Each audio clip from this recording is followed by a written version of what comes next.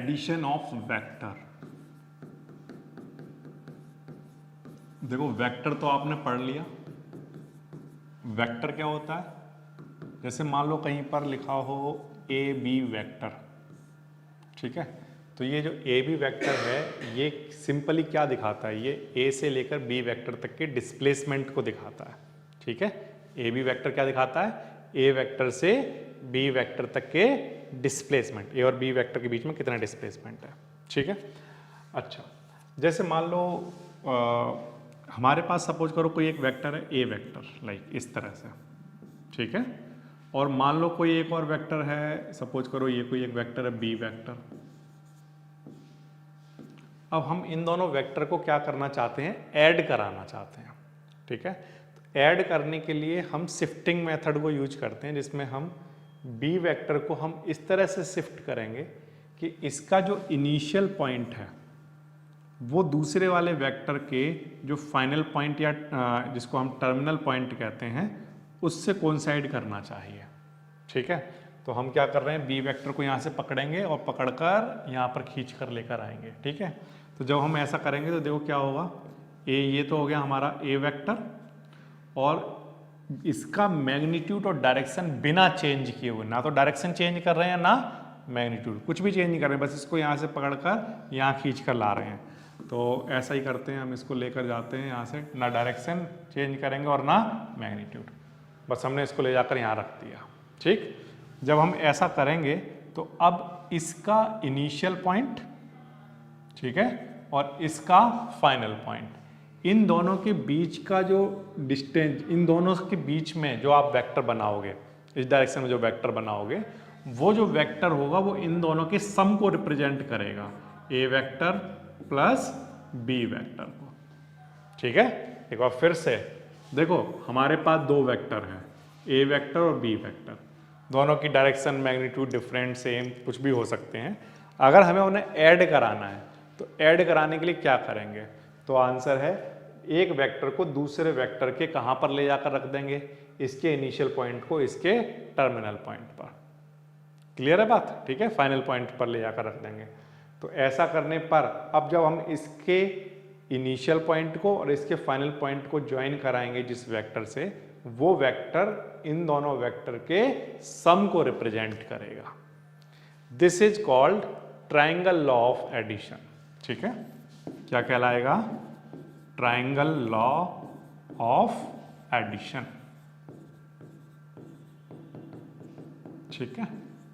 इस बात का मतलब क्या है, ट्राइंगल लॉ ऑफ एडिशन क्या कहता है, ट्राइंगल लॉ ऑफ एडिशन ये कहता है कि अगर आपके पास दो वेक्टर हैं जो किसी ट्राइंगल की दो साइड को रिप्रेजेंट कर रहे हैं, तो उस ट्राइंगल की जो थर्ड साइड होगी जो कि इनके अपोजिट ऑर्डर में बनाई गई है, वो इन दोनों वेक्टर के सम को रिप्रेजेंट करेगी। किसको रिप्रेजेंट करेगी, सम को। एक बार फिर से, अगर ये दो वेक्टर किसी ट्राइंगल की दो साइड को रिप्रेजेंट करे गए हैं, दो साइड को रिप्रेजेंट कर रहे हैं, ये दोनों वेक्टर ध्यान रखना है कि ये कैसे हैं, सेम ऑर्डर में हैं।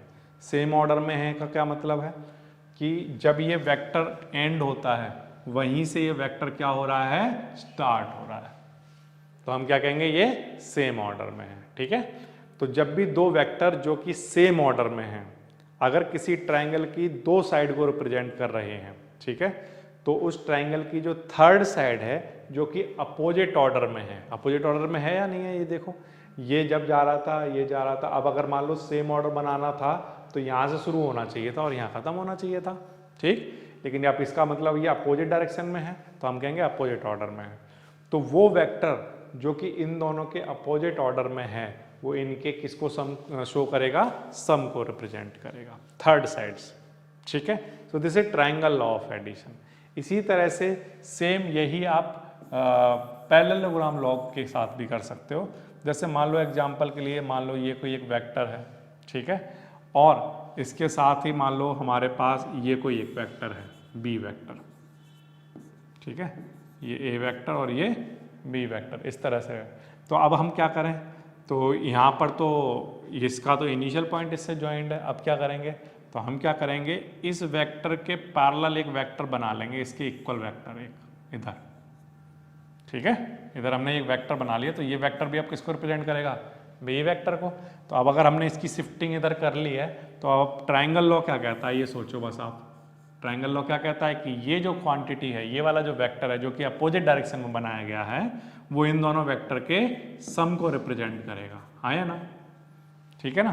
तो अब जैसे मैंने इसको बनाया है, इसी तरह से आप इधर बना सकते हो, ये देखो ये ऐसे। और एक खास बात क्या हो गई, खास बात ये हो गई, आप इसको ध्यान से देखो, ये वेक्टर और ये वेक्टर कैसा है, सेम ऑर्डर में, बट ये वेक्टर कैसा है, अपोजिट ऑर्डर में। तो इन दोनों के सम को, तो ये जो वेक्टर है वो किसको रिप्रेजेंट करेगा, इन दोनों के सम को। तो आप चाहे तो इधर से और इधर से देखो तब भी ए प्लस बी दिखा रहा है, चाहे इधर से और इधर से देखो तब भी ये रिजल्टेंट वेक्टर यानी कि सम को दिखा रहा है। इस तरह से जब बनता है तब हम क्या कहते हैं, तो हम ये कहते हैं कि अगर दो वेक्टर पैरेललोग्राम की एडजेसेंट साइड को रिप्रेजेंट कर रहे हैं, ठीक है, दो वेक्टर पैरेललोग्राम की एडजेसेंट साइड को रिप्रेजेंट कर रहे हैं, तो उस पैरेललोग्राम का जो डायगोनल होगा जो कि अपोजिट ऑर्डर में बनाया गया है, वो इन दोनों वेक्टर के किसको रिप्रेजेंट करेगा, सम को रिप्रेजेंट करेगा।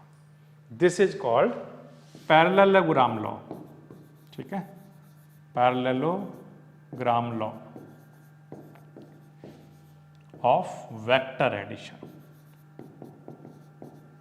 क्लियर है बात, यस और नो, दोनों क्लियर है। ट्रायंगल लॉ में तो वो थर्ड साइड से रिप्रेजेंट किया जाता है, वो वेक्टर जो थर्ड साइड है और अपोजिट ऑर्डर में है वो सम को रिप्रेजेंट कर रही है, जबकि पैरेललोग्राम लॉ में डायगोनल से रिप्रेजेंट किया जाता है और यहाँ पर भी अपोजिट ऑर्डर में होना चाहिए, ठीक है, ये क्लियर है। अच्छा, अब इसके बाद वेक्टर एडिशन के कुछ नियम कानून हैं, उनको भी समझ सकते हो बड़े आसानी से, कुछ प्रॉपर्टी को फॉलो करता है, तो वो मैं आपको बता देता हूं।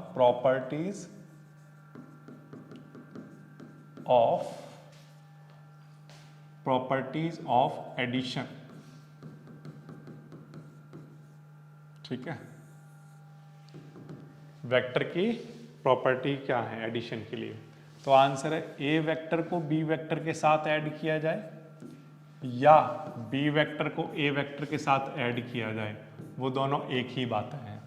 इस बात का क्या मतलब है, इस बात का मतलब ये है कि जैसे मान लो ये कोई एक वेक्टर है ए वेक्टर, ठीक है, ओके, और मान लो ये कोई एक वेक्टर है बी वेक्टर, ऐसा बी वेक्टर। अब यहाँ पर ये वेक्टर शुरू हुआ और जहाँ पर ये खत्म हुआ, जहाँ ये खत्म हुआ वहीं से ये शुरू हो गया, तो ये दोनों वेक्टर क्या कहलाएंगे, अभी कैसे हैं, सेम ऑर्डर में हैं। कैसे हैं, सेम ऑर्डर में हैं। तो जो थर्ड वेक्टर होगा जो कि इसके इनिशियल से और इसके फाइनल पर खत्म होगा, वो वेक्टर मैं इनके ऊपर बना दूं तो वो रिजल्टेंट वेक्टर होगा, वो इनके सम को दिखाएगा। लेकिन मैं थोड़ा सा अलग से दिखा रहा हूं, ये ठीक है, ये वेक्टर किसको दिखाएगा बोलो, ए प्लस बी वेक्टर। क्लियर है ये बात, समझ रहे हो ये बात क्या हुई, यहां पर ये ए वेक्टर ये बी वेक्टर है, सेम ऑर्डर में है या नहीं है। अब हमारा एक ऐसा वेक्टर जो इनके ऑर्डर के अपोजिट ऑर्डर में होगा, वो वेक्टर क्या कहलाएगा, इनका रिजल्टेंट सम कहलाएगा। तो वो कैसे बनाया जाए, इसमें तो सर समझ में आ रहा था कि ये ऐसे बनाया, ये ऐसा था तो ऐसे बना दिया, ऐसे तो बना रहा हो, ठीक है। अब मैं ये कह रहा हूं कि इसको भी बनाना आसान है। देखो ये वाला जो वेक्टर है ना, इसको नीचे की तरफ खिसकाते जाओ, ठीक है, इसको नीचे की तरफ खिसकाते जाओ। तो अब जब इसको नीचे की तरफ खिसकाओगे तो ये ऐसा आ गया, ये वाला है, इसको भी नीचे की तरफ खिसकाते जाओ तो ये अभी फिलहाल के लिए ऐसा आ गया है। अब क्या करो, इसको अलग कर लो, अब ये बिल्कुल सीधा कर दो बी वेक्टर, ये कर दिया सीधा, तो जो इसका रिजल्टेंट है वो भी बिल्कुल सीधा हो चुका होगा, है ना। तो ये वेक्टर मैंने जो बनाया है ये क्या है, रिजल्टेंट वेक्टर, इन दोनों के सम को दिखाएगा। क्लियर है ये बात, ठीक है। अच्छा, अब मान लो ए पहले ए वेक्टर रख दिया फिर बी वेक्टर रख दिया, तब ये ए प्लस बी आया। लेकिन अगर मैं ऐसा कर दूं, पहले बी वेक्टर रख दूं और फिर ए वेक्टर रख दूं, तब भी तो जो रिजल्टेंट वेक्टर है वो किसको दिखाएगा, ए प्लस बी को। तो यानी कि जो एडिशन ऑफ वेक्टर होता है वो कम्यूटेटिव होता है। कैसा होता है, कम्यूटेटिव होता है। A plus B is equals to B plus A. और समझ सकते हो, जैसे मान लो ये एक वेक्टर है ए वेक्टर, ठीक है, और ये मान लो ये है कोई बी वेक्टर, ठीक है।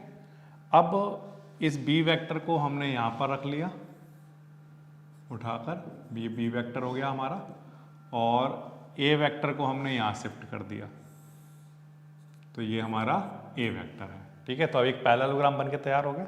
इनका हमने कुछ नाम रख दिया, मान लो एग्जाम्पल के लिए हमने इसका नाम रखा पी क्यू आर एस, ठीक है, ओके। और पी से आर वेक्टर को ज्वाइन करा दिया, पी पॉइंट से आर की तरफ, ठीक है। तो अब अगर मैं दो ट्रायंगल लूँ, पहला वाला ट्रायंगल का नाम क्या है, पी क्यू आर, ठीक है, ट्रायंगल पी क्यू आर। इस ट्रायंगल पी क्यू आर में जो पी आर है, जो पी आर वेक्टर है, वो according to triangle law of vector addition, vector addition क्या कहता है, ट्रायंगल ऑफ वेक्टर एडिशन ये कहता है कि अगर ये एक ट्रायंगल है और अगर ये दो वेक्टर इस ट्रायंगल की दो साइड को रिप्रेजेंट कर रहे हैं जो कि सेम ऑर्डर में है, तो जो अपोजिट ऑर्डर वाला जो साइड होगा वो इन दोनों के किसको दिखाएगा, सम को दिखाएगा। यानी कि वो P Q vector plus Q R vector इनके सम को रिप्रेजेंट करेगा। तो पी आर वैक्टर की वैल्यू अगर आप यहाँ से निकालो, पी क्यू वैक्टर का मैग्नीट्यूड या पी क्यू वैक्टर को हम सिंपली क्या लिख सकते हैं, ए वैक्टर, और क्यू आर वैक्टर को क्या, बी वैक्टर। तो जो हमारा पी आर वैक्टर है उसका आंसर क्या आया, ए प्लस बी। अच्छा, अब हम दूसरा ट्राइंगल ले रहे हैं, दूसरा ट्राइंगल ये वाला P S R, P S R. इस ट्राइंगल में, इसमें भी अगर आप parallelogram law sorry triangle law लगाएं तो इसमें भी आपको दिखाई देगा कि जो पी आर वैक्टर है ना, वो इन दोनों वेक्टर के सम के इक्वल होगा। तो यहां पर जो पी एस वैक्टर है प्लस एस आर वैक्टर इनके सम के इक्वल होगा या नहीं होगा, क्योंकि ये दोनों वेक्टर कैसे हैं, सेम ऑर्डर में, और ये वाली जो साइड, ये वाला जो वेक्टर है ये अपोजिट ऑर्डर में है, तो वो इन दोनों के सम को रिप्रेजेंट करेगा। तो और पी एस वैक्टर जो है वो किसके इक्वल है, बी के, और एस आर वैक्टर किसके इक्वल है, ए के, ठीक है। अब यहां से ध्यान से देखो, ये भी पी आर वैक्टर है, ये भी पी आर वैक्टर है, तो इसका मतलब ये दोनों आपस में कैसे हुए बोलो, इक्वल। तो इसका मतलब ये है कि a प्लस बी और b प्लस ए ये दोनों ही आपस में कैसे होंगे, इक्वल होंगे। क्लियर है ये बात। So vector addition commutative law को फॉलो करता है, a plus B is equal to B plus A. ये सबसे पहली प्रॉपर्टी हो गई। दूसरी प्रॉपर्टी की अगर हम बात करें तो उसको भी बड़े आसानी समझ सकते हो। मान लो दो वेक्टर नहीं है सर, मान लो तीन वेक्टर हो गए, तब क्या करोगे। तो जैसे एग्जाम्पल के लिए कोई भी जैसे जो आपको मन करे, जैसे मान लो आपने यहाँ पर ले लिया ए वेक्टर, ठीक है, और एक वेक्टर मान लो किसी बच्चे ने ऐसे ले लिया बी वेक्टर, एग्जाम्पल के लिए इस तरह से बी वेक्टर, ठीक है, और एक वेक्टर मान लो किसी ने ऐसा ले लिया सी वेक्टर। तीन वेक्टर ले लिए, तीनों सेम ऑर्डर में है या नहीं है बोलो, यस।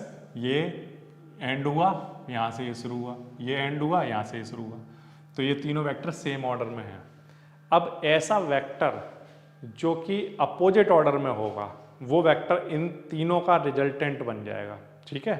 देखो कैसे बनेगा वो देखो ध्यान से। जैसे मान लो यहाँ पर मैंने कोई वेक्टर बना दिया, इस वेक्टर का नाम रख दिया मैंने, सपोज करो आर वेक्टर। अब ये तो सेम ऑर्डर में चल रहे थे, बट ये वाला जो है वो कैसा चल रहा है, अपोजिट ऑर्डर में। तो जो अपोजिट ऑर्डर में जो वेक्टर होगा वो इन तीनों के सम को रिप्रेजेंट करेगा। कैसे, देखो बताता हूँ। जैसे मान लो यहाँ पर हमने नाम रख दिया, सपोज करो पी क्यू एम एन, ऐसा मान लो रख दिया मैंने नाम, ठीक है। अब मेरी बात ध्यान से सुनना, यहाँ P से लेकर M तक मैंने ज्वाइन करके एक वेक्टर बना दिया।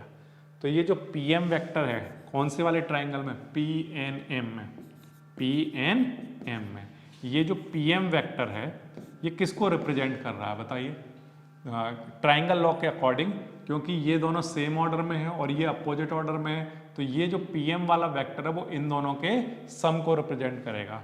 तो ये इक्वल होगा A वेक्टर और B वेक्टर के सम के। यहां तक बात क्लियर है, कोई डाउट नहीं इसमें।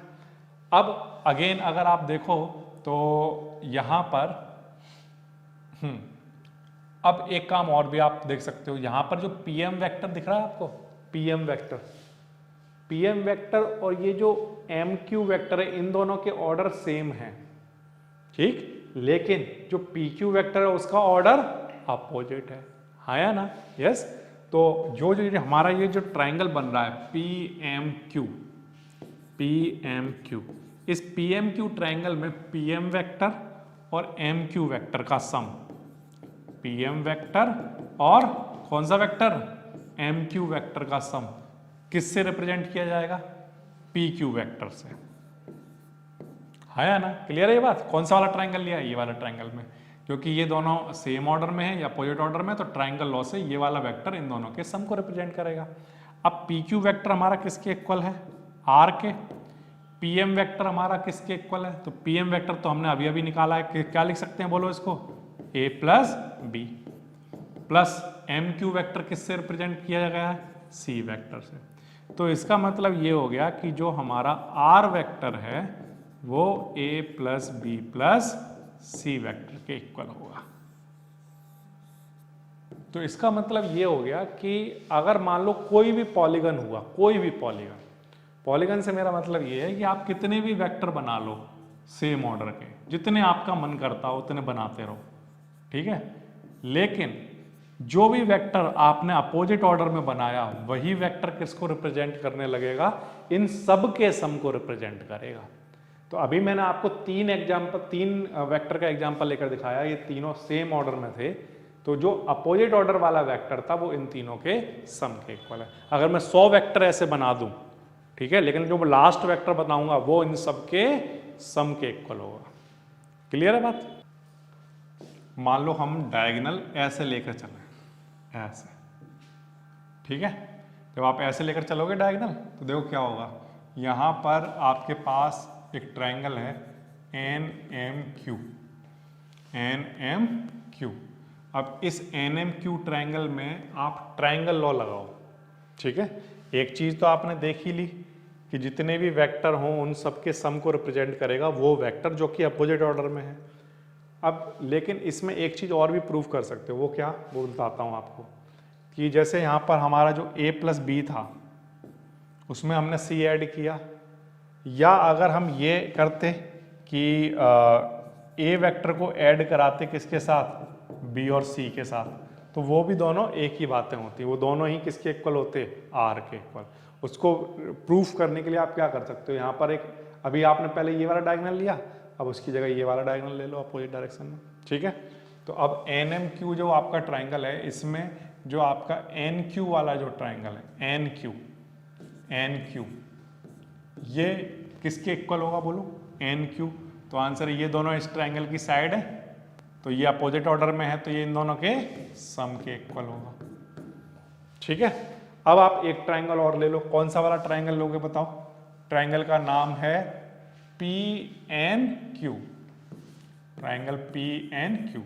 अब इस ट्राइंगल पी एन क्यू में अगर आप ट्राइंगल लॉ लगाते हो तो पी एन और एन क्यू का sum, P N plus N Q, P N और एन क्यू का सम किसके इक्वल होगा बोलो, पी क्यू के, क्योंकि पी क्यू ही तो अपोजिट ऑर्डर में है, देखो ये सेम ऑर्डर में है ये दोनों तो, और ये कैसा है अपोजिट ऑर्डर में, तो इन दोनों का सम इसके इक्वल होगा। अब पी क्यू को आप किससे रिप्रेजेंट कर रहे हो, आर से, पी एन आपका किसके इक्वल है, ए वेक्टर, और एन क्यू ये हमने अभी अभी निकाला, ये किसके इक्वल है, बी प्लस सी वेक्टर के। तो आपका देखो आर वेक्टर इसके भी इक्वल है, आर वेक्टर इसके भी इक्वल है, तो ये दोनों टर्म आपस में कैसे होंगे, इक्वल होंगे। तो यानी कि ए वेक्टर और बी वेक्टर के सम में सी वेक्टर को ऐड कराया जाए, या ए वेक्टर को ऐड करा दिया जाए बी और सी के सम से, वो दोनों आपस में इक्वल होते हैं, ठीक है। तो जो आपका एसोसिएटिव लॉ होता है वेक्टर में वो उसको फॉलो करता है, कम्यूटेटिव लॉ को भी फॉलो करता है और एसोसिएटिव लॉ को भी फॉलो करता है, ठीक है।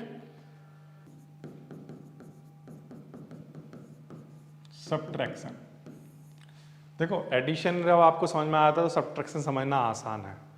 जैसे मान लो ये कोई एक वेक्टर है ए वेक्टर, ठीक है, और ये कोई वेक्टर है बी वेक्टर, और आपने कहा कि यहाँ जो वेक्टर बनेगा आर वेक्टर वो इन दोनों के सम को रिप्रेजेंट करेगा, हाँ या ना? ठीक है, यही तो करेगा। अब अगर मैं मान लो a प्लस बी ना a प्लस बी की जगह a माइनस बी चाहता हूँ, तो b वेक्टर को नेगेटिव वेक्टर होना पड़ेगा। अब b वेक्टर का नेगेटिव वेक्टर हम कैसे बनाएं? तो आंसर है b वेक्टर जो है ये हमारा ये वाला जो वेक्टर है, इसको हमें क्या करना पड़ेगा? तो आंसर है हमें इसको रोटेट कराना पड़ेगा। इसको हमने रोटेट करा दिया और यहाँ लगा दिया। अब जब हमने उल्टा करके लगा दिया है इसको, तो अब ये जो वेक्टर है ये b वेक्टर नहीं है, अब ये कैसा वेक्टर बन गया? Negative b। ठीक है, तो अब आपने यहाँ पर जो ऐड कराया, अभी भी कर तो आप ऐड ही रहे हो, बट किसको ऐड कर रहे हो आप? नेगेटिव बी को। तो अब ये क्या बन जाएगा? हमारा जो रिजल्टेंट है वो किसके इक्वल होगा? a माइनस बी के। तो दरअसल सब्ट्रैक्ट कराने के लिए आप एडिशन का ही यूज करते हो। आपको जिस वेक्टर को सब्ट्रैक्ट कराना है, आप उस वेक्टर का नेगेटिव वेक्टर ले लो, तो हमारा जो रिजल्टेंट है वो a प्लस बी की जगह a माइनस बी के इक्वल हो जाएगा। क्लियर है बात? इस तरह से करते हैं। जैसे मान लो एग्जाम्पल के लिए आपके पास कोई a वेक्टर है ये, और इसमें आप ऐड करा रहे हो ये b वेक्टर, तो इनका रिजल्टेंट क्या होगा? तो आंसर है इनका रिजल्टेंट होगा किसके इक्वल? a प्लस बी के। लेकिन अगर हमारा टारगेट है a माइनस बी निकालना, तब क्या करें? तो आंसर है ये जो आपने b वेक्टर बनाया है, इस b वेक्टर को यहाँ से क्या करना पड़ेगा? हमें उल्टा करना पड़ेगा। ठीक है, इसको यहाँ पर उल्टा कर दिया, यहाँ पर लाकर खड़ा कर दिया। ठीक है, अब हमारा जो रिजल्टेंट होगा वो अभी भी किसके इक्वल है? a प्लस बी के। बट b अब कैसा हो गया है? अब वो b नहीं रहा है, यहाँ पर ये जो है अब हमारा b नहीं रहा है, अब ये क्या बन चुका है? जो हमने यहाँ पर वेक्टर लिया, ये वाला जो वेक्टर है ये कैसा वेक्टर है? Negative of b। ठीक है, तो अब हम कहेंगे कि r इक्वल होगा किसके? a माइनस बी के। ठीक है, तो कभी भी आपको सब्ट्रैक्ट करने के लिए दिया जाए, आप दूसरे वाले वेक्टर को उल्टा करके ऐड करा दो। उल्टा करो और क्या कर दो? ऐड करा दो। ये बात ध्यान रखना। इस तरह से आप सब्ट्रैक्शन करा सकते। स्टार्ट करो। Multiplication of a vector by a scalar. ठीक है, हमारे पास मान लो कोई एक वेक्टर है, वेक्टर है मान लो कोई वेक्टर a वेक्टर। ठीक है, और हमारे पास कोई एक स्केलर है, स्केलर मान लो सपोज करो k। ठीक है, k या लैम्डा जो भी लेना चाहो ले सकते हो। ये k कोई एक स्केलर क्वांटिटी है। स्केलर क्वांटिटी का मतलब ये होगा it can be take any value. ठीक है, कोई भी वैल्यू ले सकता है ये। ओके, और ये कोई एक वेक्टर है a। तो अगर मैं कहीं पर इस तरह से लिख दूं k इंटू a वेक्टर, तो ये हम क्या कहेंगे कि हमने क्या कराया है? This is the product of या multiplication of a vector by a scalar. This is the multiplication of a vector by a scalar. ठीक है, ये जो क्वांटिटी बोर्ड पर लिखी हुई है ये अपने आप में एक वेक्टर क्वांटिटी है, इस बात को ध्यान रखना चाहिए।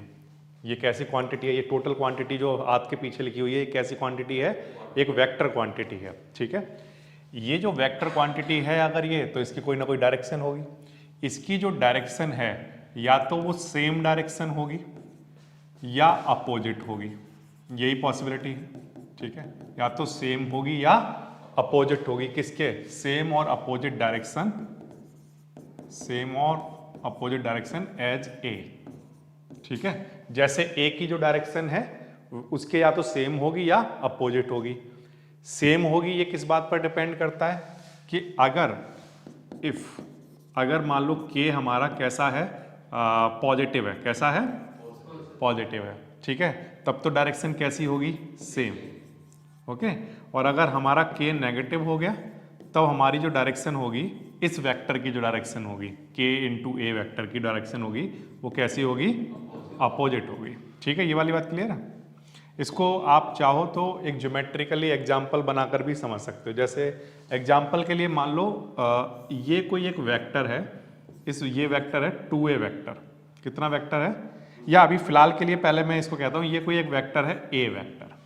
ठीक है, अब इस a वेक्टर के साथ यहाँ पर k लिखा नहीं है, इस बात का मतलब यहाँ क्या लिखा हुआ है? 1। ठीक है, लेकिन अगर मान लो इस 1 की जगह -1 लिख दिया जाए, क्या लिख दिया जाए? -1। ठीक है, -1 से मल्टीप्लाई करा दिया जाए इसका, तो ये -1 ये बताता है कि यहाँ पर जो डायरेक्शन है उसके अपोजिट डायरेक्शन होगी यहाँ पर, बस इतनी सी बात है। ठीक है, ये वाली बात क्लियर है? ओके। अब एक चीज और भी, अगर मान लो कोई ये सोचे कि अगर ये सर 1a है तो 2a क्या होता होगा, तो आंसर है अगर ये इतना बड़ा 1a है तो इतना बड़ा क्या होता होगा 2a। यानी कि ये जो लेंथ है उस लेंथ का आप डबल कर दोगे तो क्या निकल कर आ जाएगा, 2a निकल कर आ जाएगा। इस बात का मतलब मैं ये कह रहा हूं कि जो a मैग्नीट्यूड रखता है, जो a मैग्नीट्यूड रखता है ना, और उसके साथ k भी है मल्टीप्लिकेशन में, इसका जो मैग्नीट्यूड है ये दरअसल इक्वल होता है किसके, k के मैग्नीट्यूड मल्टीप्लाई बाय a के मैग्नीट्यूड के। इस बात का क्या मतलब है, जैसे मान लो अगर यहाँ पर लिखा हुआ है 2 इंटू a, 2a वेक्टर, ये क्या होता होगा, अगर कोई पूछे क्या होता होगा, तो आंसर है ये इक्वल होता होगा 2 मल्टीप्लाई बाय क्या, a वेक्टर। यानी कि a वेक्टर, ये 2a वेक्टर का मतलब है a वेक्टर का क्या, ट्वाइस, ये मीनिंग है इसका। ठीक है, ये बात आ गई समझ में? अच्छा, अब इसमें एक बात और भी ध्यान से समझ लो, हमेशा ऑलवेज ये जो वेक्टर लिखा हुआ है ये वेक्टर इस a वेक्टर के कोलिनियर होगा। ऑलवेज कैसा होगा, कोलिनियर। या तो उसकी सेम डायरेक्शन में होगा तब भी कोलिनियर है, या उसकी अपोजिट डायरेक्शन में होगा तब भी क्या है, कोलिनियर है।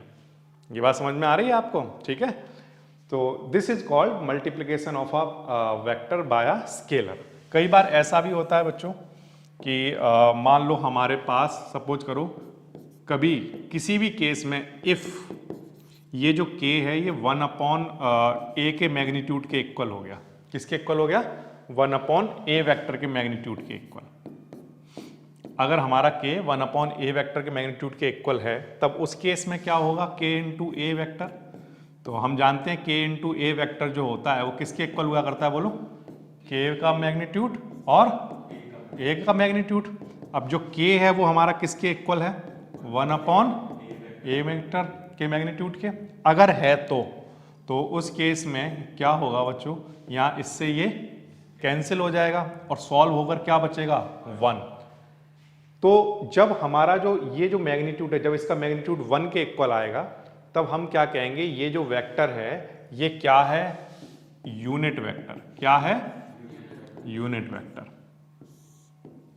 ठीक है, ऐसा वेक्टर जिसका मैग्नीट्यूड किसके इक्वल हो, 1 के इक्वल, वो क्या कहलाता है, यूनिट वेक्टर कहलाता है। ये बात आ रही है आपको समझ में? ठीक है, ओके। इसके बाद कुछ वेरी इंपॉर्टेंट वाली चीजें हैं जो इस चैप्टर में हमें पढ़नी चाहिए, जो सबसे ज्यादा काम आने वाली हैं। ठीक है, वो है कंपोनेंट ऑफ वेक्टर। ये ही इस चैप्टर का सबसे ज्यादा इंपॉर्टेंट वाला टॉपिक है अगर हम फर्स्ट एक्सरसाइज के लिए बात कर रहे हैं तो। ठीक है, कंपोनेंट ऑफ वेक्टर को ध्यान से समझना क्या होता है। यहाँ पर बोर्ड पर आपके सामने मैंने यहाँ से एक ये बनाई है एक्सिस, एक्स एक्सिस, ये बनाई है वाई एक्सिस, ये बनाई है जेड एक्सिस। ठीक है, एक्सिस का नाम रखते वक्त आप कोई भी नाम दे सकते हो। आप ये मत सोचना कि यहाँ पर एक्स लिखा होना चाहिए, यहाँ वाई और यहाँ जेड। जो तीनों एक्सिस होती हैं वो म्यूचुअली एक दूसरे के क्या होती हैं, परपेंडिकुलर होती हैं। तो उनको कहीं पर भी बना दो, जहां आपका मन करता हो कोई भी नाम दे सकते हो। तो ये एक्स नाम दे दिया, ये थोड़ी देर के लिए वाई और इसको जेड। ठीक है, मैंने माना कि ये जो ओ एक्स एक्सिस है, ठीक है, यहां पर कोई एक पॉइंट लाई कर रहा है, ए पॉइंट, जिसके कोऑर्डिनेट हैं 1 0 0। ठीक है, अगर इसके कोऑर्डिनेट 1 0 0 हैं तो इस बात का मतलब ये हो गया कि ओ से लेकर ए तक की जो डिस्टेंस है वो कितनी है, 1 है। तो इसका मतलब मैं ये कह रहा हूं कि ये जो ओ ए मैग्नीट्यूड है, ओ ए का जो मैग्नीट्यूड होगा, ओ ए वेक्टर का मैग्नीट्यूड, ये 1 के इक्वल है। फिर से मैंने माना कि ये जो y एक्सिस है इस पर कोई एक पॉइंट है b पॉइंट, जिसके कोऑर्डिनेट हैं 0 1 0। इस बात का मतलब ये हो गया कि ये जो लेंथ है, ये लेंथ कितनी लेंथ है, 1। तो इस बात का मतलब ये निकल कर आया कि जो ओ बी वेक्टर यहाँ पर बन रहा है उसका मैग्नीट्यूड क्या होगा, 1। ये ओ बी वेक्टर का मैग्नीट्यूड 1 होगा। ठीक है, फिर से मैंने माना कि जो जेड एक्सिस है उस पर कोई एक पॉइंट लाई कर रहा है c, जिसके कोऑर्डिनेट हैं 0 0 1। तो इस बात का मतलब ये वाली जो लेंथ है ये किसके इक्वल हो गई, 1 के इक्वल। इसका मतलब ये जो OC वेक्टर है, OC वेक्टर, इसका मैग्नीट्यूड भी बच्चों कितना हो गया, 1 के इक्वल हो गया। ठीक है, तो जब भी ये जो OA वेक्टर है इसका मैग्नीट्यूड भी 1 है, OB वेक्टर का भी मैग्नीट्यूड 1 है और OC वेक्टर का भी मैग्नीट्यूड 1 है। और हमने ये पढ़ा है कि ऐसे वेक्टर जिनका मैग्नीट्यूड 1 होता है वो क्या कहलाते हैं, यूनिट वेक्टर कहलाते हैं।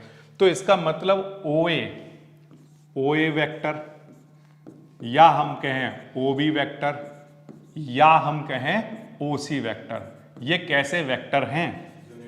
तो आंसर है ये यूनिट वेक्टर्स हैं, यूनिट वेक्टर्स। ये बात आपको आ रही है समझ में? ठीक।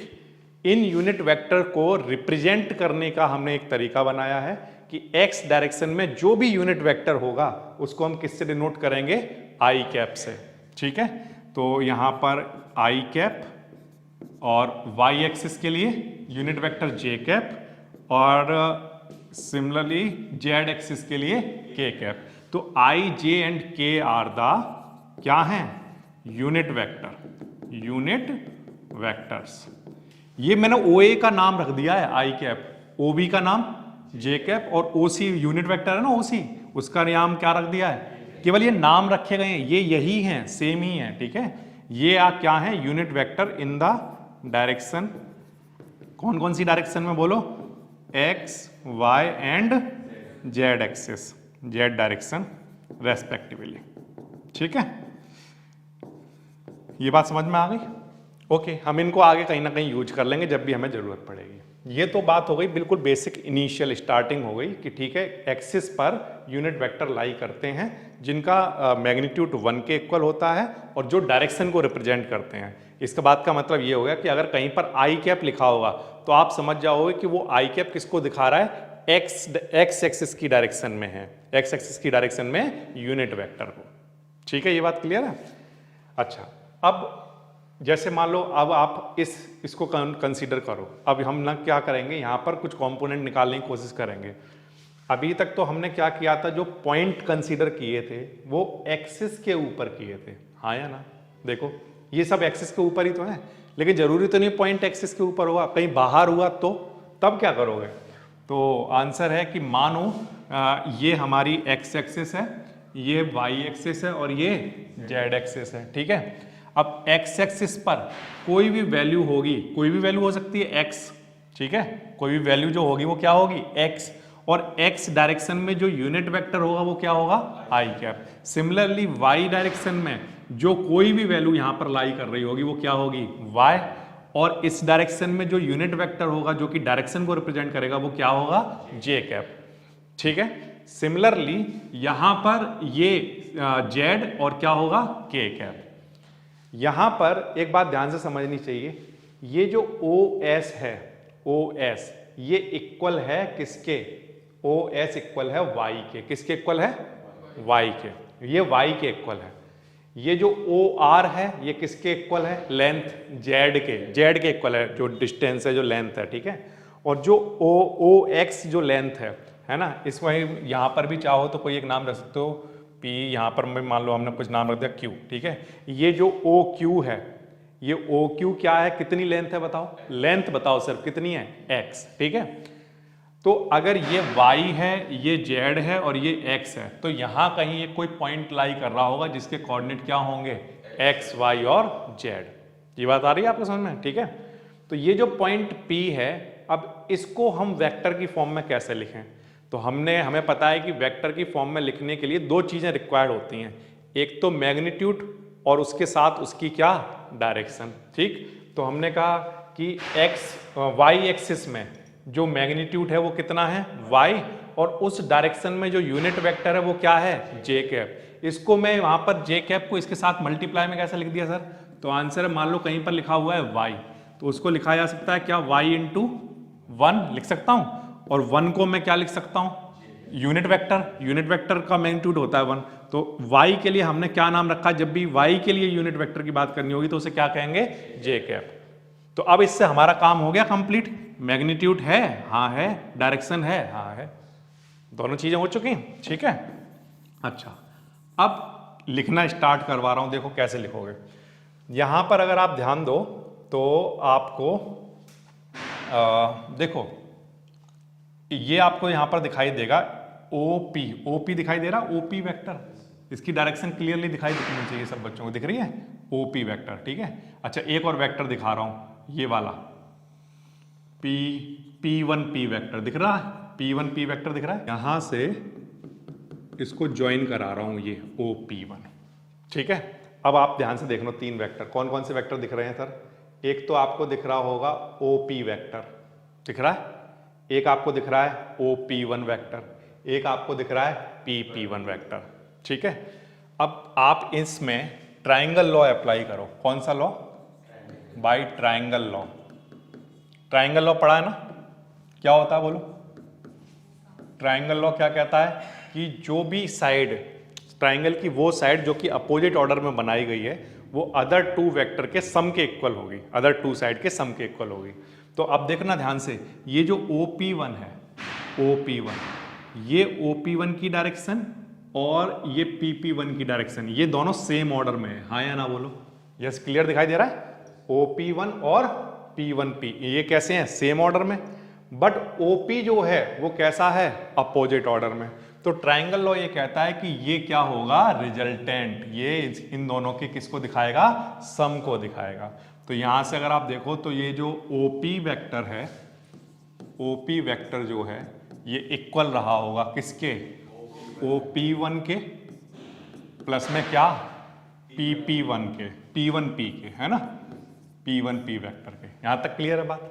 अच्छा, अब बच्चों एक चीज और पूछता हूं मैं आपसे, जब मैंने O से P1 को ज्वाइन करा दिया, ठीक है, अब यहां पर आपको दिखेगा OQ वेक्टर दिख रहा है, इसका ऑर्डर ये है, और QP1 इसका ऑर्डर ये है। तो ये दोनों वेक्टर कैसे हो गए? सेम ऑर्डर में। और जो OP1 वेक्टर है वो कैसा हो गया? अपोजिट ऑर्डर में। तो ये वेक्टर OP1 इन दोनों वेक्टर के क्या होगा? सम के इक्वल होगा। तो मैं वही कर रहा हूं, ध्यान देना, यहां पर OP तो ऐसे ही ठीक है, ये OP1 चल रहा था, हाँ या ना, ये OP है, ये OP1 और इसके इक्वल था ना, तो और OP1 को बताओ क्या लिख सकते हैं? OQ वेक्टर प्लस में क्या? QP1 vector. ठीक है, और प्लस में क्या चल रहा है बोलो? P1P vector. ठीक है, अब एक बार फिर से आराम से समझो। सबसे पहले ध्यान दो, एक बार फिर से डायरेक्शन दिखा रहा हूं, इस ट्राइंगल को देखो अभी फिलहाल ध्यान से, दिख रहा है ट्राइंगल? ये इस ट्राइंगल में OP1 और P1P की डायरेक्शन सेम ऑर्डर में है। ठीक है, ये दोनों सेम ऑर्डर में, ये अपोजिट में है, तो इसलिए मैं कह रहा हूं कि OP इक्वल रहा होगा किस किस के? OP1 प्लस P1P के। ये वाली लाइन क्लियर है पहली? ठीक, अब फिर से एक ट्राइंगल दिखा रहा हूं, ये वाला ट्राइंगल। इस ट्राइंगल में ये OQ और QP1 ये दोनों कैसे हैं? सेम ऑर्डर में, और ये कैसा है? अपोजिट ऑर्डर में। तो यहां पर OP1 जो है वो इक्वल होगा किसके? OQ प्लस QP1 के। ठीक है, वही मैंने यहां पर लिख दिया। अब आप देखो OP वेक्टर ऐसे ही ठीक है, OQ किसको रिप्रेजेंट करता है? OQ को किससे रिप्रेजेंट किया जा रहा है बोलो?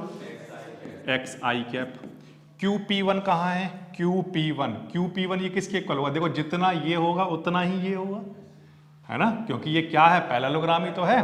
तो अगर ये YJ है तो ये भी क्या रहा होगा बोलो?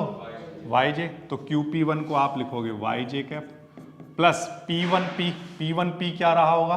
तो आंसर, अगर सर ये ZK कैप है तो ये भी क्या रहा होगा? ZK कैप, क्योंकि ये भी क्या होगा? एक पैरेललोग्राम। कौन सा वाला पैरेललोग्राम है ये? देखो ये वाली जो Z एक्सिस है ना, Z एक्सिस के पैरेलल जितनी भी लाइनें हैं यहाँ पर वो सब की सब किसके इक्वल होंगी? ZK के इक्वल। ठीक है, तो ये वाली क्वांटिटी भी किसके इक्वल है? ZK के इक्वल। ठीक है, तो यहाँ पर P1P को लिख लो ZK कैप। ठीक है, अब यहाँ पर जो OP है ये हमारा रिजल्टेंट है, इसको हम किससे रिप्रेजेंट कर रहे हैं? R वेक्टर से। तो ये निकल कर आया R vector is equals to XI cap plus YJ cap plus ZK cap.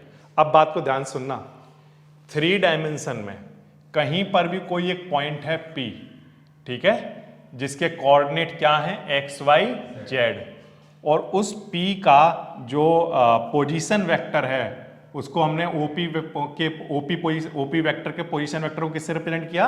R से। तो ये जो R है ये किसके इक्वल होगा? तो आंसर है XI cap plus YJ cap plus ZK cap. ये यहां से प्रूफ होता है। ठीक है, अब इसी चीज को आप अप्लाई करके देखो।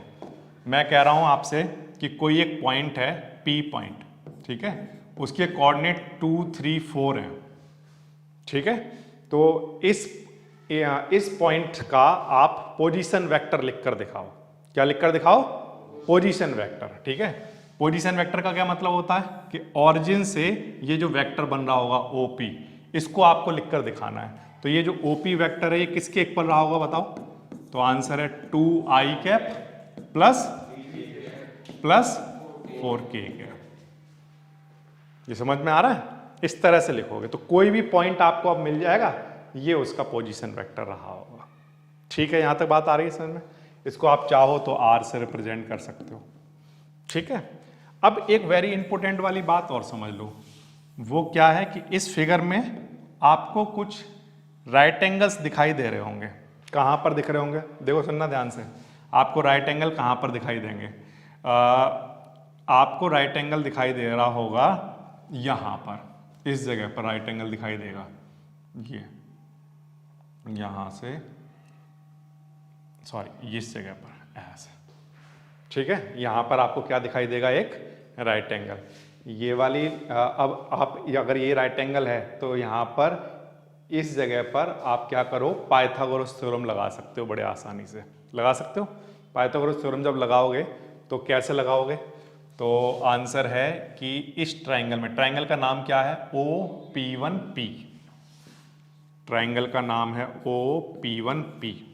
इस ट्राइंगल OP1P में यहाँ 90 डिग्री है तो ये क्या रहा होगा? हाइपोटेनस। हाइपोटेनस यानी OP, OP का स्क्वायर, OP के मैग्नीट्यूड का स्क्वायर कहना चाहिए, ठीक है। किसके इक्वल रहा होगा? तो आंसर है OP1 का स्क्वायर, OP1 का स्क्वायर प्लस में क्या? P1P का स्क्वायर, मैग्नीट्यूड का स्क्वायर। ये ध्यान रखना, यहां पर इन वेक्टर के क्या लिए जा रहे हैं? मैग्नीट्यूड, ठीक है। अच्छा, अब लिखो, कैसे लिखोगे? OP1 का मैग्नीट्यूड बताओ क्या होगा? OP1 का मैग्नीट्यूड तो बिल्कुल आसान है। देखो, अगर आपको OP1 निकालना है तो यहां पर भी आपको एक राइट एंगल दिखाई देगा। अब ये राइट एंगल आपको कहां दिखाई देगा? तो ये राइट एंगल आपको दिखाई देगा यहां पर, इस जगह पर, ठीक है। ये राइट एंगल यहाँ दिखाई देगा। अब इस ट्राइंगल में भी आप पाइथागोरस थ्योरम लगा सकते हो। लगाओ इस ट्राइंगल में पाइथागोरस थ्योरम। कौन सा वाला ट्राइंगल है ये? OQP1, OQP1। अगर यहाँ 90 डिग्री बन रहा होगा तो ये क्या रहा होगा बोलो? हाइपोटेनस। OP1 हाइपोटेनस रहा होगा। अच्छा, OP1 का स्क्वायर, OP1 के मैग्नीट्यूड का स्क्वायर किसके इक्वल रहा होगा बोलो? OQ के मैग्नीट्यूड का स्क्वायर प्लस QP1 के मैग्नीट्यूड का स्क्वायर। ठीक है यहां तक? ठीक। अच्छा, OQ का मैग्नीट्यूड बताओ। X आई कैप नहीं, क्या X? मैंने कहा मैग्नीट्यूड बताओ। आई कैप किसको दिखाता है? डायरेक्शन को। तो OQ का मैग्नीट्यूड है X, उसका क्या? स्क्वायर। QP1 का मैग्नीट्यूड बताओ, Y, इसका क्या? स्क्वायर। और इधर चल रहा है OP1 के मैग्नीट्यूड का स्क्वायर।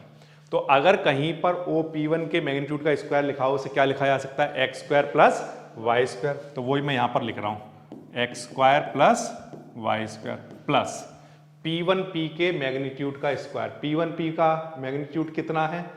Z। तो यहां पर क्या चल रहा होगा साथ में? Z, उसका क्या? स्क्वायर। और इधर क्या चल रहा था? OP का स्क्वायर। OP को हमने किससे रिप्रेजेंट किया है? R से। तो R का मैग्नीट्यूड, R के मैग्नीट्यूड का स्क्वायर। अगर आप स्क्वायर हटाओगे तो बताइए क्या आएगा? बोलिए। X square plus Y square plus Z square का क्या? Under root this. अब मैंने यहां से वेक्टर का साइन हटा दिया है, ये प्योरली क्या है? मैग्नीट्यूड। आप यहां पर चाहो तो सिर्फ R लिख दो, दैट इज ओके।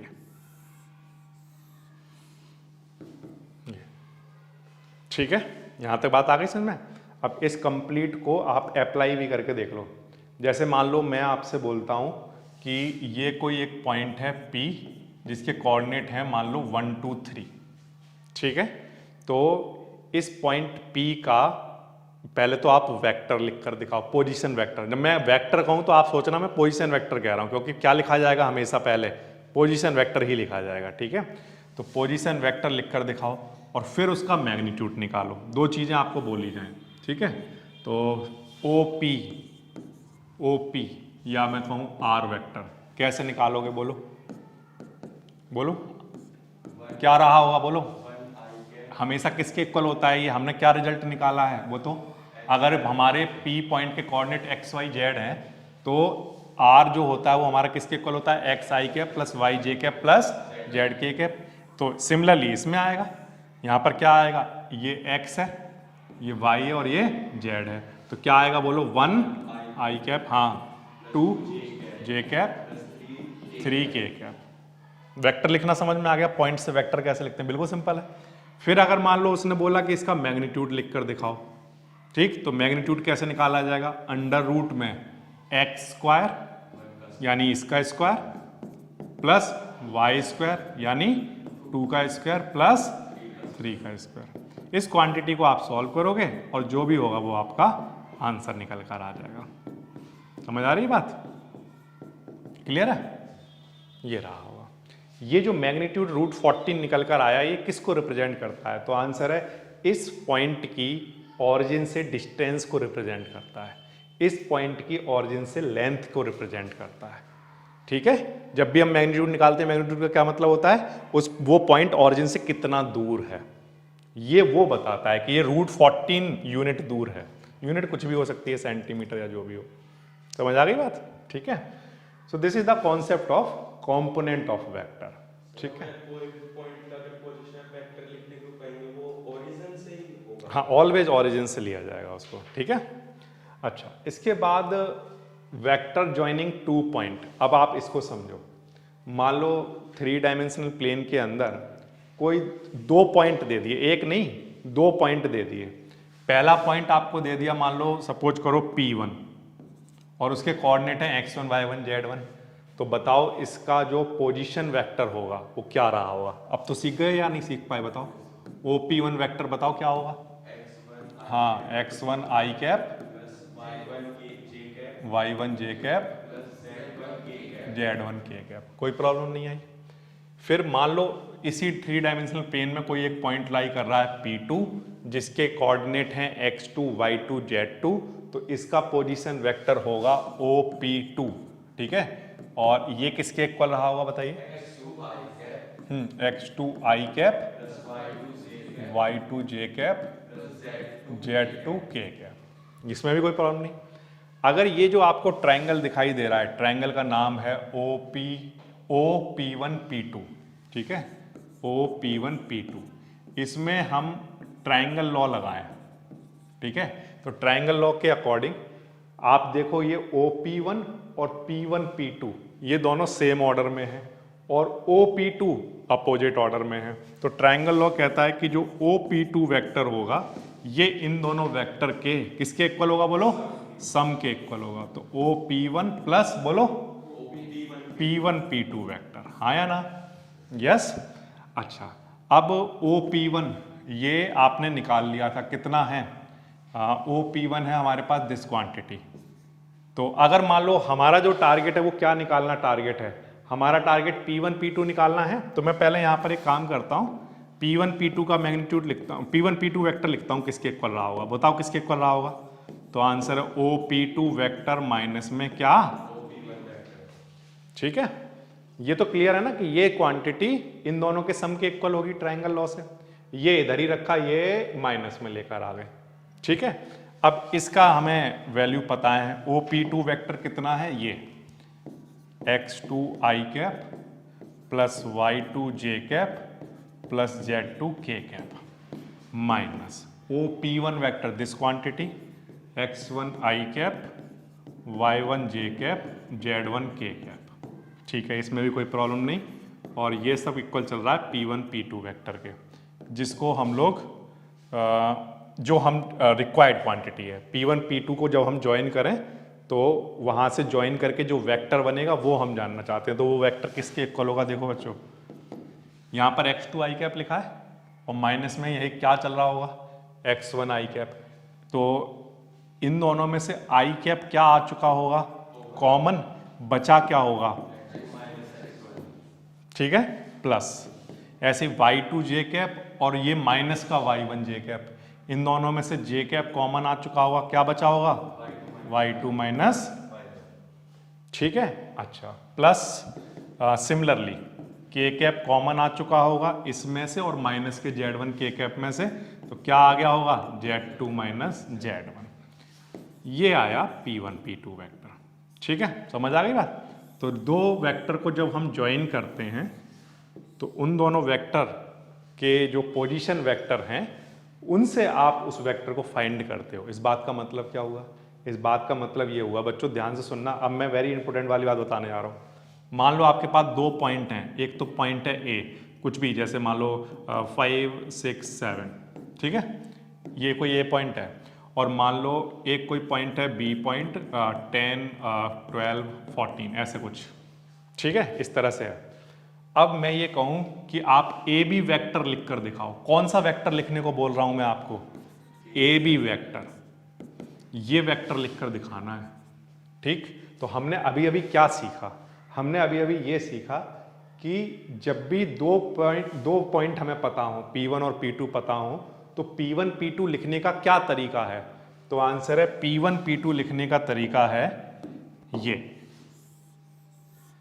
कि P1 P2 वेक्टर लिखने के लिए जो P2 वेक्टर का पोजीशन वेक्टर है उसमें से माइनस करना होगा किसको, P1 वेक्टर के पोजीशन वेक्टर को, P1 पॉइंट वाला जो यहाँ पर जो P1 है ना उसके पोजीशन वेक्टर को, समझ आ गई, P1 वाले पॉइंट के पोजीशन वेक्टर को माइनस करना होगा। तो जो बाद में होता है उसका पोजीशन वेक्टर पहले आता है, माइनस जो पहले होता है उसका पोजीशन वेक्टर बाद में आता है। तो वही चीज आप यहां पर अप्लाई करोगे। अगर मान लो आपको दो पॉइंट पता है, ए पॉइंट और बी पॉइंट, और इससे आपको ए बी वेक्टर लिखना है, तो ए बी वेक्टर कैसे लिखोगे, तो आंसर है पहले लिखा जाएगा क्या बताओ, बाद में कौन आ रहा है बी, तो पहले बी पॉइंट का क्या लिखा जाएगा बोलो, पोजीशन वेक्टर, उसमें से माइनस होगा क्या, ए पॉइंट का पोजीशन वेक्टर, समझ आया, ठीक। अच्छा, ये जो OB पॉइंट रहा होगा, ये जो OB बी पॉइंट जो है उसका पोजीशन वेक्टर क्या रहा होगा बच्चों बताओ, हाँ 10, हाँ हाँ यही तो रहा होगा, ठीक है, माइनस OA वेक्टर का, OA वेक्टर की अगर हम बात करें तो A पॉइंट का जो पोजीशन वेक्टर है वो क्या है OA, और ये क्या रहा होगा प्लस जे कैप प्लस 7 के कैप, ठीक है। अब हम जब इसको सॉल्व करेंगे तो आई कैप तो कॉमन आ रहे होंगे, 10 में से क्या माइनस हो रहा होगा 5, तो क्या बचा होगा 5 आई कैप, 12 में से 6 माइनस हो रहा होगा, क्या बचा होगा 6 जे cap, and 14 minus 7 7 K cap. This is the A B vector, ठीक है। तो अगर ए बी वेक्टर को सर डायरेक्टली अगर लिखना हो कहीं पर, मतलब ये इतना बड़ा ना करके डायरेक्टली हम अगर अपना आंसर निकालना हो तो क्या करें, तो आंसर इन क्वांटिटी को डायरेक्टली सब्ट्रैक्ट करा दो, क्या कर दो डायरेक्टली सब्ट्रैक्ट करा दो, किन क्वांटिटी को, इनको कहते क्या है सर, तो आंसर है कि जब भी कोई वेक्टर यहां पर लिखा होता है तो उस वेक्टर में ये जो चीजें लिखी होती हैं x y और z, यहां पर कहीं मैं नोट भी कर देता हूं इनको, जैसे हमारे पास कोई भी वेक्टर लिखा होता है, यहाँ पर नोट करता हूँ, देखो जैसे हमारे पास मान लो कोई एक वेक्टर लिखा हुआ है x I cap, y J cap and z के कैप, तो ये जो x y और z है ना जो यहाँ पर लिखे हुए हैं, ये इनको हम लोग कहते हैं स्केलर कंपोनेंट, क्या कहते हैं स्केलर कंपोनेंट। तो इसका मतलब जब मुझे कोई पॉइंट दिया होता है तो मुझे क्या दिए होते हैं, स्केलर कंपोनेंट गिवन होते हैं, ये बात आ रही है समझ में। फिर जब हमें वेक्टर लिखना होता है तो बस उसके साथ उसकी डायरेक्शन और लगा देते हैं, है ना। तो ये तो हो गए स्केलर कंपोनेंट, और यहाँ पर जब हम इसे ऐसे लिखते हैं x आई कैप, y जे कैप और z के कैप, तो ये जो क्वांटिटी हैं ये कहलाती हैं क्या, वेक्टर कंपोनेंट, ठीक है, क्या कहलाती हैं, वेक्टर कंपोनेंट कहलाती हैं, ठीक है। तो अगर बेसिकली अगर आपसे पूछा जाए कि कोई अगर आपके पास पॉइंट है, उस पॉइंट से पोजीशन वेक्टर अगर लिखना है, तो पोजीशन वेक्टर लिखने का मतलब क्या है, तो आंसर है उसके जो वेक्टर कंपोनेंट हैं उनको लिख लो और बीच में प्लस का साइन लगा दो, सिंपल तो है। अगर मान लो कभी मान लो 2 पॉइंट दे दिए जाएं और ये ए बी वेक्टर आपको लिखना है, तो आप क्या करो, तो आंसर है position vector, sorry scalar component को क्या करो, सब्ट्रैक्ट करा दो, स्केलर कंपोनेंट को डायरेक्टली सब्ट्रैक्ट करा दो और उनको किस फॉर्म में लिख दो, वेक्टर कंपोनेंट की फॉर्म में लिख दो। ठीक है, या तो ये तो डायरेक्टली करने का तरीका हो गया। अगर आप पूरा प्रॉपर तरीके से चलते हैं तो सबसे बढ़िया तरीका ये है कि ए बी वेक्टर निकालने का तरीका क्या हो गया, ओ बी माइनस ओ ए।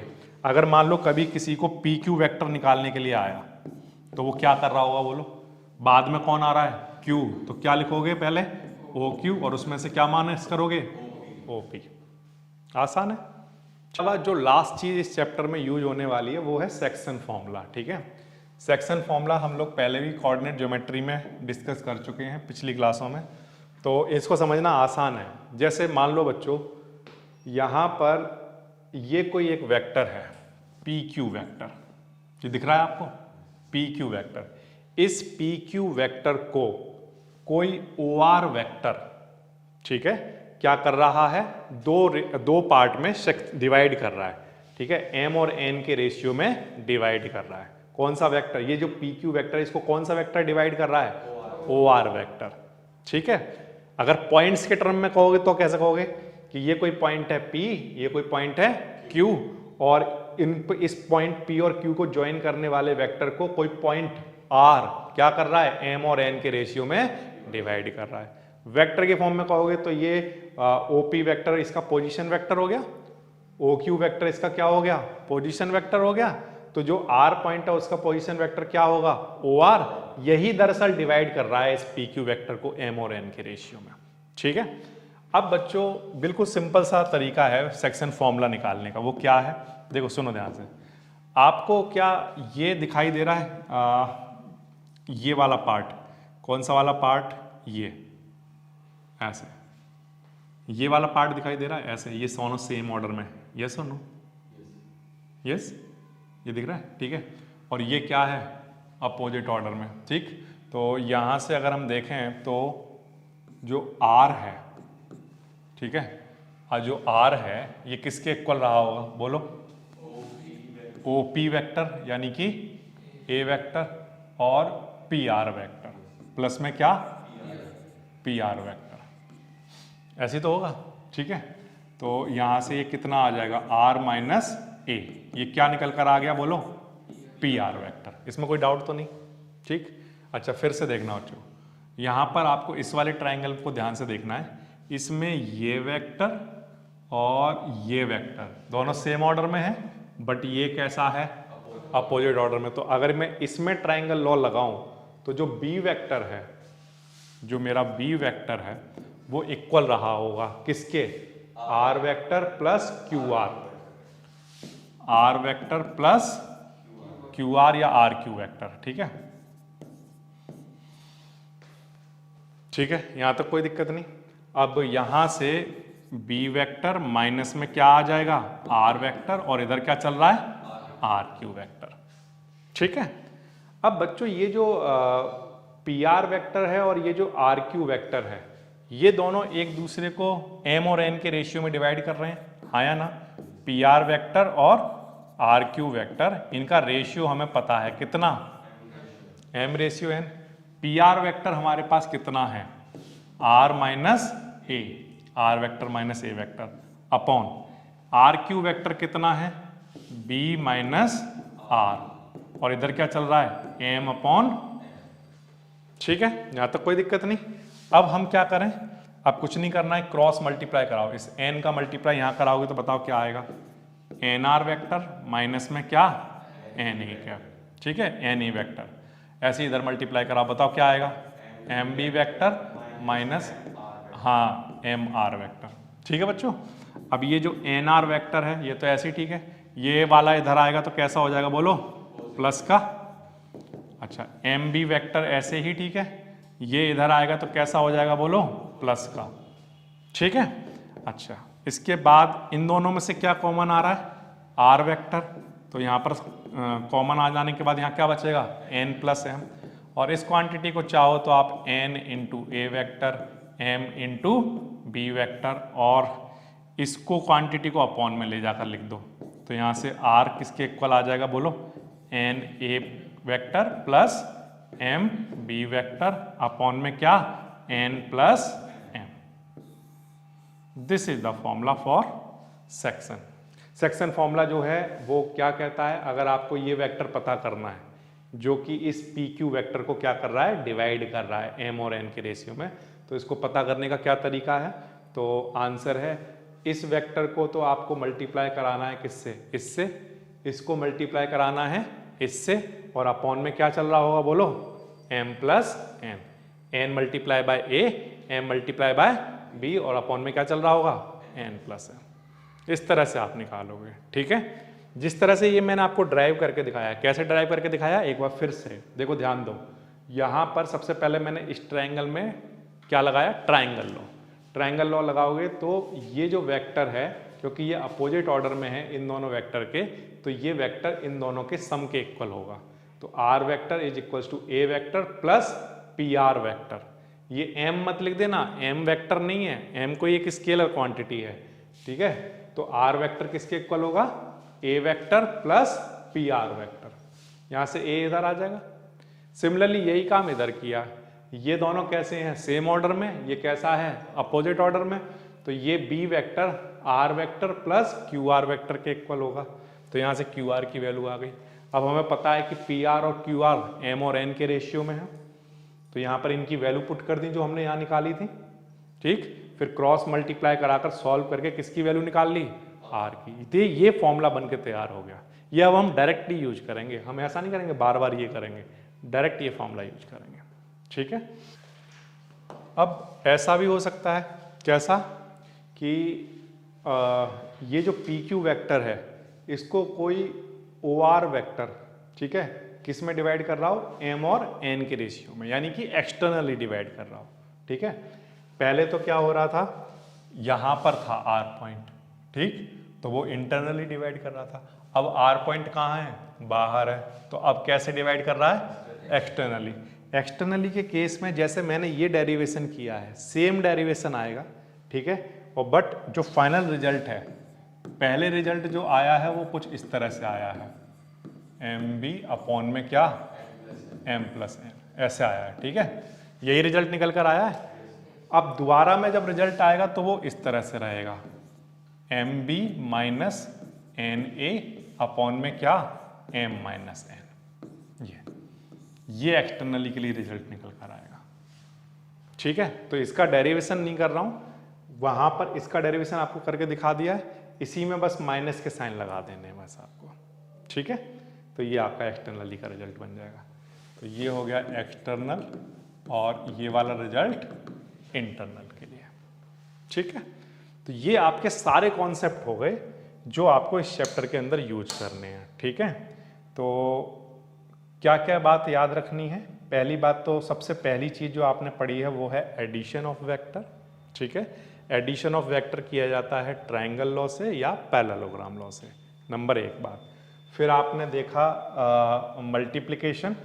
मल्टीप्लिकेशन जस्ट सिंपली अगर आपके पास कोई भी वेक्टर है और उसका आपको मल्टीप्लिकेशन एक स्केलर से कराना है। इसमें एक बात और भी ध्यान रखना, जैसे एग्जांपल के लिए मान लो कोई एक वेक्टर है ए वेक्टर, ठीक है, और वो मान लो कुछ इस तरह से है 2i cap 3j cap plus 4k cap, ठीक है। और अगर कोई आपको बोले 2a वेक्टर निकाल कर दिखाओ, तो इस बात का मतलब ये हो गया कि 2 का मल्टीप्लाई करा देना है किससे, a वेक्टर से, ठीक है। 2 का मल्टीप्लाई किससे, a वेक्टर से। तो a वेक्टर हमारे पास 2i plus 3j plus 4k है, इसका मल्टीप्लाई कराओगे तो देखो क्या आएगा, 4i प्लस कितना 6j प्लस 8k कैप। तो कुछ नहीं करना है, जो स्केलर है उसका मल्टीप्लाई सारे स्केलर कंपोनेंट में करा देना है, बस इतना सा है, ठीक है। तो मल्टीप्लिकेशन इस तरह से हो जाएगा। फिर इसके बाद कंपोनेंट आपने देख लिए, कंपोनेंट देख लिए, कंपोनेंट क्लियर हो गए, ठीक। कंपोनेंट में ये वाले जो पार्ट हैं, ये वाले जो पार्ट हैं ये क्या है, स्केलर कंपोनेंट, और ये वाले जो पार्ट हैं ये वेक्टर कंपोनेंट हैं, ठीक है। तो पॉइंट से वेक्टर लिखना आ गया, फिर उसका मैग्नीट्यूड लिखना आ गया आपको, ठीक है। और दो पॉइंट को अगर ज्वाइन किया जाए, जैसे P और Q को ज्वाइन किया है, तो PQ वेक्टर कैसे लिखा जाएगा, तो आंसर है जो बाद में आ रहा है उसका पोजीशन वेक्टर माइनस जो पहले आ रहा है उस पॉइंट का पोजीशन वेक्टर, ठीक है। और बाकी का फिर ये बचता है हमारे पास सेक्शन फॉर्मूला, इसी पर बेस्ड है आपकी जो नेक्स्ट एक्सरसाइज है। ठीक है।